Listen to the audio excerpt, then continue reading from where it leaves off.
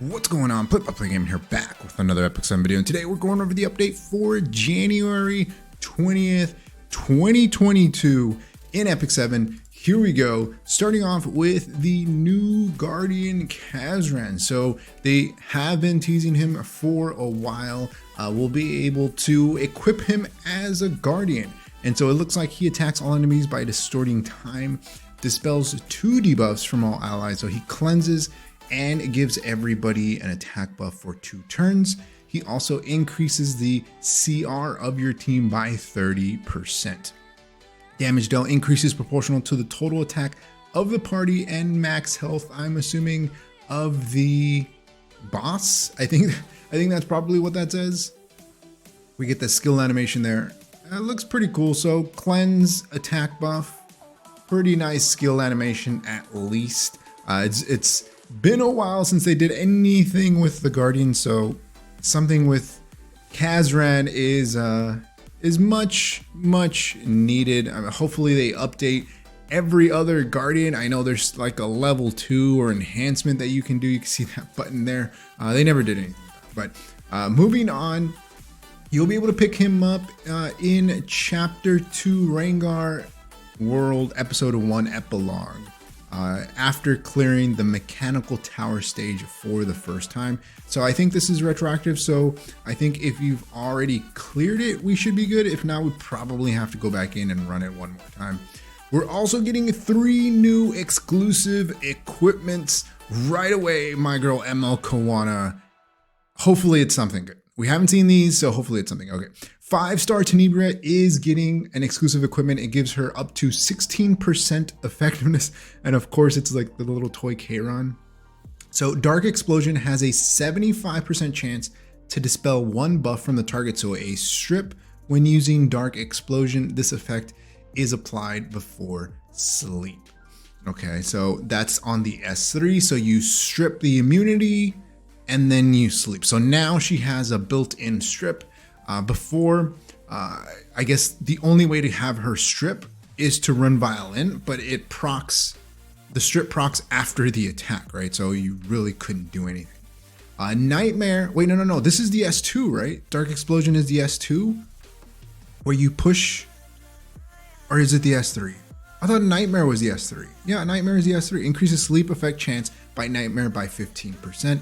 Decreases cooldown of Nightmare by 1 turn. So I think the Dark Explosion is either her S2 or S1. I know the S2 is the lightning, so I think this is the S1 because it's the sleep, right? The S2 doesn't sleep. So the S1, 75% chance to strip. I mean, I think that's okay. I don't really think, maybe the increase in sleep chance, that means now it's 100%, right? Because it was only 80 or 85%. I don't know. I don't think these are great. I don't think they're that great. I think that the strip should have been on the S3. I think it should have stripped and then slept, right? I think that would have made a little bit more sense. Moving on, 5-star Melissa. She's getting a crit chance on her EE, so up to 12% crit chance. Might absorbs some of the damage dealt as health when using Might, so she has a built-in lifesteal, but I don't think that's that great. Because usually you want to build her glass cannon since she has that immortality, right? Manifestation damage dealt is increased by 10% when using manifestation. Still don't think that's anything better than what she already has. And then the third one here, when an enemy is defeated by manifestation, increases attack of all odds except for the caster for 1 turn. So she gives everybody an attack buff when you get a kill. I think that's probably the best one. The other 2 don't seem that needed. I mean, a 10% damage buff and some healing.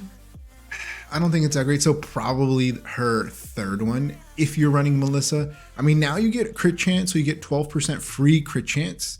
And then I think you'll probably want to run the third one. So when you get a kill, everybody gets an attack buff and then you're able to finish up the rest of the team. Okay, Great Chief Khawana. This is the one that I was looking forward to. Let's see what we got. Okay, up to 14% attack. That's very nice, very nice. Vertical cut. Damage dealt is increased by 10% when using vertical cut. So very similar to the other ones. Damage, 10% damage buff.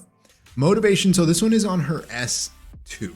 So the vertical cut is S1, motivation is S2. This is her passive. When an ally is attacked by a dual attack, increases combat readiness of the caster by 15%.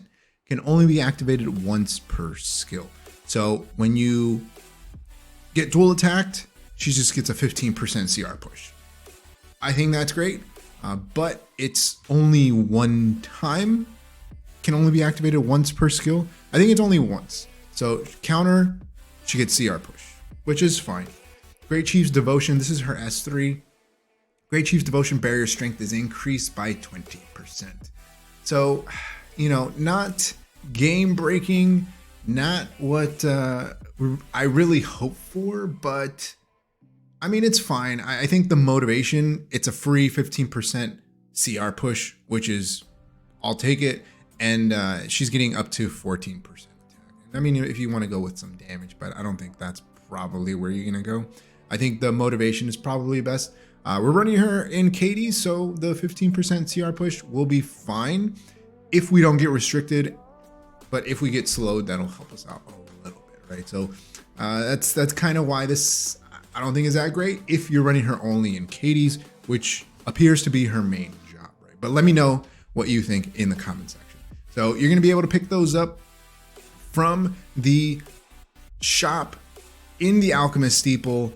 Eventually we'll be able to craft them, but that's probably going to be a few months from now. So good luck on getting these. They're really not that great. Maybe the sleep chance on the Tenebria one. I mean, I think the past EEs that they released were a lot better than these, but hey. You know, maybe they'll start releasing these a bit faster. I don't know. I don't think so, but we'll see. Next up, we got Cerise and Guiding Light. So she is dropping along with Charles and Justice for All. Cerise is the limited unit on this banner. So if you don't have her, I highly recommend that you pick up at least one copy of her.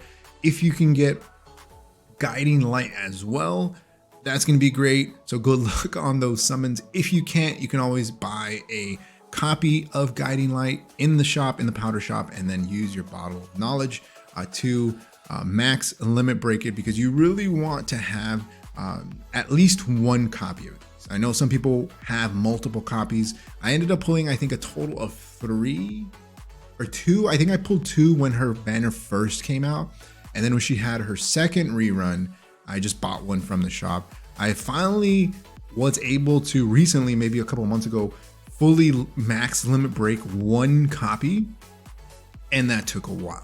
I think I still have 1 that's just at like plus 15, which is fine. Charles getting a drop rate up, the biggest RNG unit to start us off, but now you don't really see him too much. You don't see him as much. He's kind of fallen off a little bit. I highly recommend, if you only have pity for 1 unit, try to pick yourself up at least 1 copy of Cerise. So after that, we are getting Expedition Renewal Open Recruitment Update.